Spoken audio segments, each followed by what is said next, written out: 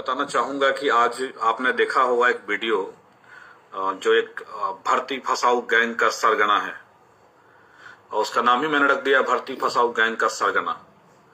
अब ये सरगना क्यों है ये आप लोग बहुत अच्छी तरीके से जानते हैं। अगर मैं इनका इतिहास बताना शुरू करूंगा आप लोग को, और चूंकि मुझसे कुछ छुपा नहीं है, उनका हिस्ट्री से लेकर ज्योग्राफी तक सारा चीज मैं जान रहा हूँ। और खैर उनके हिस्ट्री ज्योग्राफी की बात हम बाद में करेंगे, पहले आज के केस की बात कर ले। आज जो केस था 8872 CWJC 8872 और 2020 का ये केस था। और इस केस में ये जो भ्रम फैलाया जा रहा है कि बोर्ड को डायरेक्ट कर दिया है कोर्ट ने कि एग्जाम जो है कंडक्ट कराने के लिए जिनका एडमिट कार्ड में प्रॉब्लम था या त्रुटि था, तो ये बिल्कुल सरासर गलत बातें हैं। जो भी लोग इसको फैला रहे हैं या जो भी इसको कह रहे हैं आपको, वो सरासर गलत है। एक्चुअली उनका जो चैनल है और उनका जो नाम है वो आपने सुना ही होगा। तो उन लोग का नाम, एक्चुअल नाम उनका होना चाहिए था, जानते हैं क्या? एक्चुअल नाम होना चाहिए शिक्षा बिगाड़ और बेरोजगार। That is the correct name for them. वो ज्यादा सही रहता, शिक्षा बिगाड़ और बेरोजगार। और क्योंकि शिक्षा का सुधार तो कम, बिगाड़ ज्यादा हो रहा है, तो करेक्ट नाम सही से चूज कर लो भाई अपना। शिक्षा बिगाड़ और बेरोजगार कर लो, वो ज्यादा बेहतर रहेगा तुम्हारे लिए। और दूसरी बात, जो तुम ये बच्चों को जो बड़गला रहे हो ना बार बार कि ये मतलब, देखिए ये बंदा आज से नहीं, 2017 में टीईटी हुआ था। ये बंदा 2017 टीईटी फेल था और 2017 टीईटी फेल होने के बाद फिर इसने क्या किया कि गलत प्रश्नों के बदले अंक मिलना चाहिए इसको करके केस किया। अभी तक केस चल ही रहा है। 17 से 21 आ गया। भोले भाले जो बच्चे हैं इसके जाल में फंस जाते हैं और ये अच्छी तरह से बखूबी जानता है इनको जाल में फंसाना और जाल में फंसा के और बच्चों को ठगना इसका काम है। ये बहुत बड़ा ठग है। आप 17 का उसका वीडियो देखे होंगे। आज मैं एकदम गुस्से में हूं थोड़ा, इसलिए बोल रहा हूँ। सब मुझे बोलना नहीं चाहिए था, लेकिन आज बहुत गुस्से में हूं। आप उसका वीडियो देखे होंगे 2017 का कि गलत प्रश्नों के बदलो अंक की मांग वो कर रहा है। उसकी क्या औकात है ना, वो आपको दिख रहा होगा। ऐसे मैं किसी को कोई औकात बोलता नहीं हूँ जनरली में, लेकिन दुष्ट आदमी के लिए दुष्ट शब्दों का प्रयोग करना पड़ता है। अब जब गलत आदमी सामने हो ना, तो उसके लिए अच्छा शब्द मुंह से निकल नहीं पाता है। तो उसकी क्या औकात थी, अब देखिएगा वो किस तरह के कपड़े पहनता था 2017 में। शुद्ध से एक ऊपर का शर्ट भी अच्छा उसका नहीं है, और शर्ट पैंट जिसके पास औकात नहीं थी सही से पहनने का, वो बंदा आज ब्रांडेड कपड़े और ब्रांडेड जूतों में घूमता है। तो आप खुद सोचिए कि ब्रांडेड कपड़े और ब्रांडेड जूते में घूम रहा है, ये उसका पैसा नहीं, ये सब चंदा चोरी का पैसा है। इसका काम है हर केस के नाम पे हर चीजों में टांग अड़ाना कि हाँ आपका हम ये काम करा देंगे। अभी देखिए स्टेट में बहुत सारे लोगों का कुछ त्रुटियां हैं, जो प्रॉब्लम है एडमिट कार्ड में, तो उनको डायरेक्ट बोर्ड से कांटेक्ट करना चाहिए था। लेकिन ये फिर से मसीहा बन के खड़ा हो गया कि एडमिट कार्ड में सुधार करवा रहे हैं या कुछ भी वगैरह। वास्तव में ये मसीहा इसलिए बना हुआ है कि वो एडमिट कार्ड सुधार करवाना चाहता है, ऐसा कुछ नहीं है। वास्तव में उसको उन सारे अभ्यर्थियों जो भोले भाले अभ्यर्थी हैं उनसे पैसा ठगना है कि हम आपका एडमिट कार्ड सुधार करवा देंगे और हम आपको केस में जो है ऐसा ऑर्डर आने जा रहा है कि जिनका एडमिट कार्ड जो है मतलब गलत हो गया था, उनको फिर से दोबारा परीक्षा लेने का डायरेक्ट किया गया है कोर्ट के द्वारा। जबकि अभी मैंने कोर्ट का ऑर्डर भी पढ़ा है और उनको जानकारी होगा चाहे नहीं होगा कि मैं एक वकील भी हूं, तो मुझे तो कम से कम एटलीस्ट वो बेवकूफ नहीं बना सकता है। वो आम अभ्यर्थियों को बेवकूफ बना के पैसा ठग सकता है, लेकिन मेरे जैसे आदमी को बेवकूफ बनाना पॉसिबल नहीं है। तो मैंने ऑर्डर भी पढ़ा है और ऑर्डर के अलावा एटलीस्ट कोर्ट में तो मेरी अप्रोच उनसे ज्यादा बहुत है, ये तो उनको पता होनी चाहिए अच्छी तरीके से। और ये उनको पहले भी पता चल गया होगा। भले ही आपको मैं बता दूं, पहला केस हम लोग हार गए थे, नो डाउट। 28 जनवरी वाले एग्जाम के केस हम लोग हार गए थे, लेकिन ये मत भूलिएगा कि 28 जनवरी वाला केस के लिए हम लोगों ने अपने मेहनत में कोई कमी नहीं किया था और केस का डिस्पोजल एक सही टाइमिंग में हो गया, ये बहुत इंपॉर्टेंट था। नहीं तो आज अभी तक 28 जनवरी वाले जो एग्जाम रद्द हुए थे उसके केस की लिस्टिंग अभी तक नहीं हो पाई है। कई केस तो लिस्ट हो नहीं पाया और कई केस का एक सुनवाई हुआ है, दूसरा सुनवाई होने वाला है तब, लेकिन हमने किसी तरह से केस को डिस्पोजल कराया। हार जीत होते रहती है, वो दूसरी बात है। अब हम आते हैं आज के केस में क्या हुआ है। जो ये बंदा बड़गला रहा है लोगों को, झूठा फरेबी, लोगों को ठग कहिए इसको, महाठग है ये, महाठग इसको बोल सकते हैं आप। ये महाठग जो बड़गला रहा है लोगों को, मैं बता दूं आज क्या हुआ है कोर्ट में। कोर्ट में ये हुआ है कि जो पिटिशनर के लॉयर थे उन्होंने डिमांड किया कि हमारे पिटिशनर ने एडमिट कार्ड में त्रुटि कर दिया था और इनको एग्जाम से वंचित हो गए। और चूंकि मान लीजिए कि इनका एग्जाम मैथ का था और इन्होंने गलती से अपना जो एग्जाम था वो मैथ के बदले ले लिया, दूसरे विषय को सेलेक्ट कर लिया फॉर्म भरने के समय में। तो भाई फॉर्म भरने के समय में गलत सेलेक्ट कर लिया, उसके बाद बोर्ड ने आपको मौका दिया था कि आप अपने एडमिट कार्ड में सुधार करिए।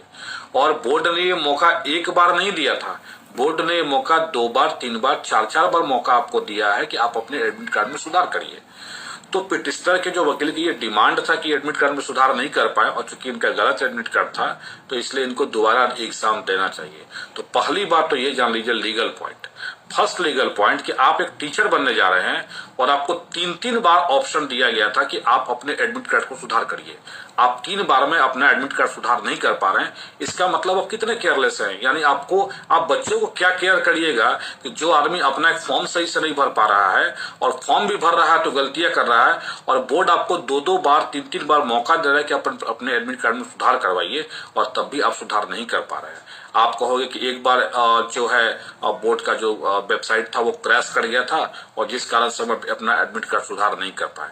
ठीक है, चलो एक बार क्रैश कर गया था बोर्ड का वेबसाइट तो आप सुधार नहीं कर पाए, लेकिन उसके बाद दोबारा मौका मिला था, तिबारा मौका मिला था। बोर्ड ने कई बार देखा होगा आप लोगों ने, बोर्ड जब भी एग्जाम ले रहा था बोर्ड एकदम फूक फूक के कदम बढ़ा रहा था कि कहीं कोई गलती ना हो जाए।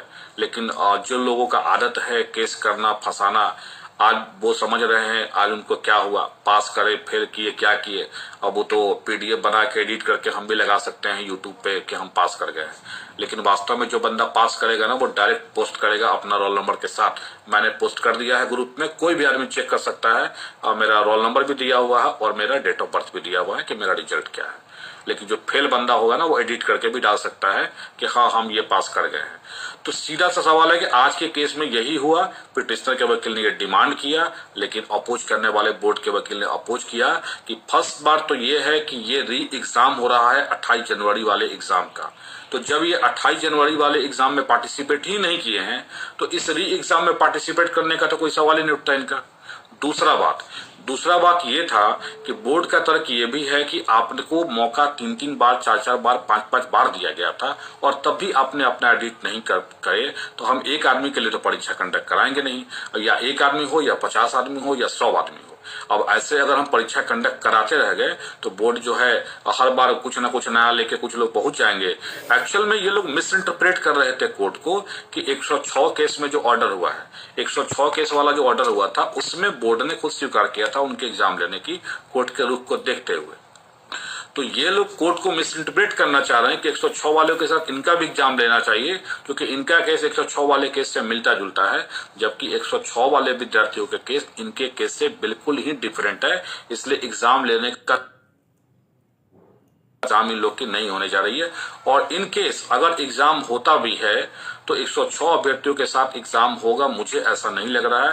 बोर्ड अगर केस ये यहाँ पे सिंगल बेंच में हारेगी भी तो बोर्ड डबल बेंच जाएगी, सुप्रीम कोर्ट जाएगी, एग्जाम तो नहीं होने देगी बोर्ड, ये आप एकदम निश्चिंत रहिए। क्योंकि अब ऐसे अगर बोर्ड एग्जाम लेना शुरू कर देना तो पता चलेगा ना कभी ये एग्जाम खत्म होने वाला है और ना ये रिजल्ट कभी खत्म होने वाला है। क्योंकि आपको भी अच्छी तरीके से पता है कि ये एग्जाम दोबारा हुआ है, दोबारा कहूं तो क्या 12 एग्जाम हुआ है, 28 जनवरी को हुआ, फिर कुछ सेंटरों का रद्द करके 22 जनवरी को हुआ और फिर उसके बाद 26 फरवरी को हुआ, तो ऐसे 9 सितंबर में हुआ। तो ऐसे करके अगर बोर्ड इनके डिमांड पे एग्जाम लेना शुरू कर दे तब तो एग्जाम होते रह गया। तो भोले भाले अभ्यर्थियों जिनका एडमिट कार्ड में कुछ त्रुटि है आप बोर्ड से कांटेक्ट करो कि बोर्ड से कुछ सुधार हो जाए, लेकिन फर्जी आदमी के चक्कर में ना पड़ना क्योंकि फिर वो फर्जीवाड़ा करेगा, आपको बहलाएगा कि वो केस हमने किया है।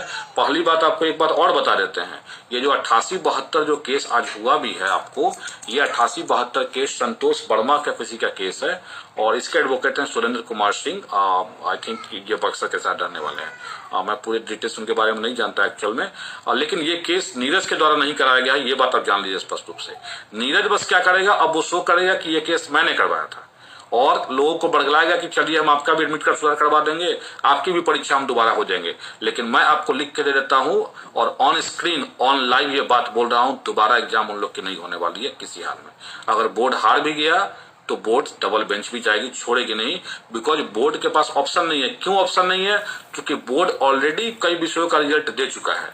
अगर बोर्ड अगर फिर से इन लोग के लिए, मान लीजिए 50-100 कैंडिडेट है, मान लीजिए कोई मैथ के हैं, कोई साइंस के हैं, कोई इंग्लिश के हैं, कोई हिंदी के लिए हैं, इन लोग के लिए फिर अगर दोबारा कंडक्ट कराती है तो जो पिछला रिजल्ट है वो सारा रिजल्ट उसको रिवाइज करना पड़ेगा, क्योंकि नॉर्मलाइजेशन का जो फॉर्मूला होता है वो सारे शिफ्टों के लिए एक बार में लगाया जाता है। और यहाँ भी आप देख लो कि इस एग्जाम का भी जो रिजल्ट रुका हुआ है हमारे साथियों का साइंस में, संस्कृत में और आपका उर्दू में, ये 3 विषयों के क्यों रोक दिया? इसलिए रोक दिया क्योंकि 106 कैंडिडेट में ये तीनों विषय के लोग थे।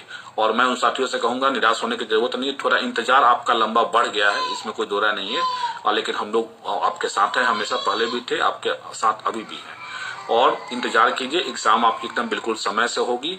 और 2 अप्रैल को जो टाइम दिया गया है, 2 अप्रैल को ही आपका एग्जाम एनी हाउ होगा। तो वेट फॉर 2 अप्रैल, 2 अप्रैल का वेट करिए, 2 अप्रैल को आपकी एग्जाम जरूर होगी। और उसके बाद इसलिए मैं कह रहा हूं वैसे लोग जो इस बता रहा हूं आपकी कोई प्रॉब्लम है, कोई ग्रीवांसेस है, आप डायरेक्ट बोर्ड को जाइए, डायरेक्ट बोर्ड में जाके कोई अपने ग्रीवांसेस बताइए। लेकिन ये बात जरूर सोचिए कि बोर्ड ने आपको 2 बार 3 बार 4 बार आपको मौका दिया कि आपको ऐसे होना चाहिए था कि आप अपने एडमिट कार्ड को एडिट कर लो, तो एडिट आपको करना चाहिए था। सो ये जो भ्रम फैलाया जा रहा है कि कोर्ट ने ऑर्डर कर दिया है कि दोबारा एग्जाम लेना है, ये टोटली झूठ भ्रम है। और ये टोटली झूठ इसलिए फैलाया जा रहा है कि जो अभ्यर्थी दोबारा एग्जाम देना चाहते होंगे, जिनका एडमिट कार्ड ये हुआ होगा, वो चाहेगा कि उन लोग उससे कांटेक्ट करेंगे और उसके बाद सबसे बोलेगा कि 2-2 हजार रुपए, 3-3 हजार रुपए दो भाई, आपका भी केस में हम नाम दिलवा देते हैं, पिटिशनर आपको भी बनवा देते हैं और आपकी भी एग्जाम हम 106 विद्यार्थियों के साथ करा देंगे। लेकिन ऐसा कुछ भी होने नहीं जा रहा है, ये देख लीजिएगा बोर्ड। अगर क्योंकि अगर ऐसा होगा, अगर इनकेस आपने कहा कि कोर्ट ने ऑर्डर अगर दे दिया इनकेस, तो आप जान लीजिए अगर कोर्ट ने ऑर्डर दे दिया तो फिर से बोर्ड को सारा एग्जाम लेना पड़ जाएगा। और सारा एग्जाम अगर नहीं भी लेना पड़ेगा तो पुराना सारा रिजल्ट उसको कैंसिल करना पड़ जाएगा, क्योंकि नॉर्मलाइजेशन का फॉर्मूला हर शिफ्ट के लिए लगाना पड़ेगा अलग अलग।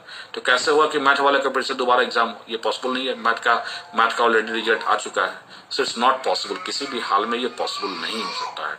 इसलिए हम सभी साथियों से अपील करना चाहेंगे, जो भी आपके मित्र हैं, आपके आसपास के लोग हैं, उनको समझाइए कि अगर कोई भी ग्रीवांसेस हो तो वो डायरेक्टली बोर्ड को मिले, न कि इस चंदाचूर गिरोह के जो सरगना है उसके चक्कर में पड़े। और चंदाचूर गिरोह का सरगना के बारे में मैंने आपको बता ही दिया कि 17 से वो केस लड़ने की उसकी आदत है। बीटेट में गलत प्रश्नों के बदले अंक दीजिए, गलत प्रश्नों के बदले अंक तो नहीं मिला है, लेकिन उस आदमी की जो वीडियो देखा होगा आपने कल, कैसा कपड़ा पहने हुए है, उस कपड़े से उसका औकात पता लग रहा होगा कि उसका औकात क्या है। मुझे गुस्से में ये बात बोलना नहीं चाहिए था, लेकिन आज गुस्से में ये बात बोल दिया हूं। मैंने इसलिए बोला कि आप देखना उसकी औकात क्या है, वो किस तरह के कपड़े पहनता था और अभी वो किस तरह के कपड़े पहनता है, वो देखिएगा, आपको पता लग जाएगा कि उसके पास कहां से सोर्स ऑफ इनकम आ रहा है। और रही बात मेरी बात, तो मैं आपको बता दूं कि मैं अब पहले भी वही था, अभी भी वही हूं, भविष्य में भी वही रहूंगा। जाके मेरा प्रोफाइल चेक कर लेना कि पहले हम क्या थे। मेरे बारे में अगर वो बोलेगा तो बस यही कहूंगा कि पहले भी क्या थे देख लेना, प्रोफाइल चेक करके फेसबुक पे, और अभी भी क्या है वो भी चेक करके देख लेना। पहले भी वही थे, आज भी वही है, आगे भी वही रहेंगे। एक बात और आप लोग को कहना चाहूंगा, रिजल्ट में हम लोग का रिजल्ट आ चुका है। समझिए कि कुछ बाधाएं अभी दूर हुई हैं, अभी बहाली के लिए बहुत लंबा संघर्ष करना है। इसलिए बिहार STET वर्किंग कमेटी हमारा ग्रुप बन रहा है फेसबुक पे। अब ग्रुप ऑलरेडी पहले था ही, अभी हम लोगों ने हर व्हाट्सएप ग्रुप बनाना शुरू किया है। हर जिले का, हर जिला में ज्यादा से ज्यादा लोग जुड़िए और जो पास कैंडिडेट है वही लोग जुड़े। मैं जो अभ्यर्थियों का नहीं हो पाया कुछ नंबरों से, मैं उनके साथ हूं, लेकिन आप खुद सोचिए कि नॉर्मलाइजेशन के लिए जो भी फार्मूला लगाया गया था, हर शिफ्ट के हर अभ्यर्थियों के लिए वही फार्मूला लगाया गया था। स्पेशली कोई फार्मूला आपके लिए नहीं लगाया गया था। इसलिए जो चीज लाइफ में हो चुका है उसको स्वीकार करिए और आगे बढ़ने की कोशिश कीजिए।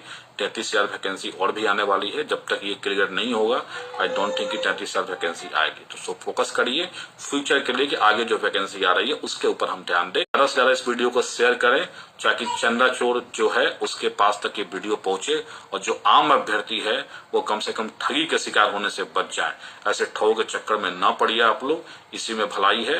क्योंकि इस ठग का काम ही है केस लड़ो और लोगों से केस के नाम पे, एडमिट कार्ड सुधार करवाने के नाम पे, तो गलत प्रश्न दिलवाने के नाम पे लोगों को ठगना। इसलिए इस ठगों से सावधान रहिए और इंतजार कीजिए कि जल्द से जल्द जो हमारे साथी है 3 विषयों का रिजल्ट जिनका बाकी है वो रिजल्ट जल्दी आ जाए। फिर आगे हम लोग देखिए कैसे बहाली की प्रक्रिया होगी, क्योंकि मुझे ऐसा अपना पर्सनल ओपिनियन मुझे लग रहा है, ऐसे हम लोग कल विभाग में जाने वाले हैं बात करने के लिए संदर्भ में कि कब से बहाली शुरू हो रही है, लेकिन अगर विभाग लेट भी करती है बहाली शुरू करने में तो आई डोंट थिंक कि ज्यादा लेट होगा। लेट हो सकता है, मे बी कि कुछ लेट हो। अब हो सकता है कि 106 कैंडिडेट का जो परीक्षा है रिजल्ट आने के बाद 3 विषय बाकी है उनके बाद ही प्रक्रिया शुरू हो, और आपका सहयोग रहेगा तो चाहे जितना भी चंदा चोर गिरोह खड़ा हो जाए सामने में, अकेले आलोक श्रीवास्तव उनके लिए काफी पड़ेगा और उनके लिए भारी पड़ेगा। धन्यवाद साथियों, गुड नाइट।